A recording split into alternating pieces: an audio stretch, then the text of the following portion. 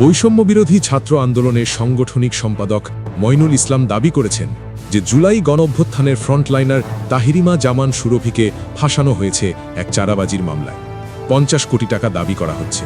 তবে এটি কি সত্যি? মঈনুল বলেন, এই মামলার আসল পেছনে রয়েছে ব্যক্তিগত সম্পর্কের এক রহস্য।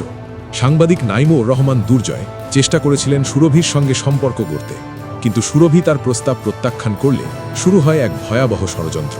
মঈনুল বলেন, দুর্জয়, যিনি সরকারের কাছে ঘনিষ্ঠ সম্পর্ক রেখেছিলেন, সুরভির প্রতি কুপ্রস্তাব দিয়েছিলেন।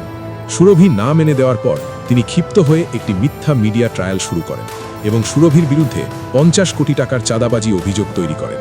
মঈনুল বলেন, দুর্জয় সুরভিকে ঘিরে এই ষড়যন্ত্র করেছেন কারণ সুরভি ছিল সরকারের দুর্নীতি এবং যুদ্ধাপরাধীদের বিরুদ্ধে এক শক্তিশালী কণ্ঠস্বর। প্রমাণ ছাড়া মিডিয়া শুরু করে সুরভির বিরুদ্ধে প্রচারণা। কিন্তু কেন? মঈনুল নিশ্চিত করেছেন, সুরভির বুদ্ধিদীপ্ত এবং সাহসী বক্তব্যই ছিল তার লক্ষ্যে। ৫০ কোটি টাকার চাঁদাবাজির যে অভিযোগ ছিল তা আসলে মামলার অংশ ছিল না। মঈনুল এবং তার সমর্থকরা একটাই দাবি করেছেন, তাহিরিমা জামান সুরভিকে অবিলম্বে মুক্তি দিতে হবে। তারা স্পষ্ট জানিয়েছেন তারা সুরভির পাশে আছেন এবং গণ অভ্যুত্থানকারীদের বিরুদ্ধে কোনো অন্যায় মেনে নেবেন না। এটি কেবল এক ব্যক্তির গল্প নয়, এটি এক আন্দোলন, এক ন্যায় এবং এক সত্যের কাহিনী।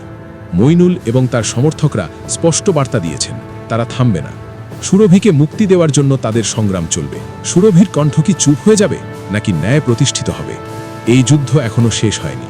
আরও আপডেটের জন্য আমাদের সাথে থাকুন।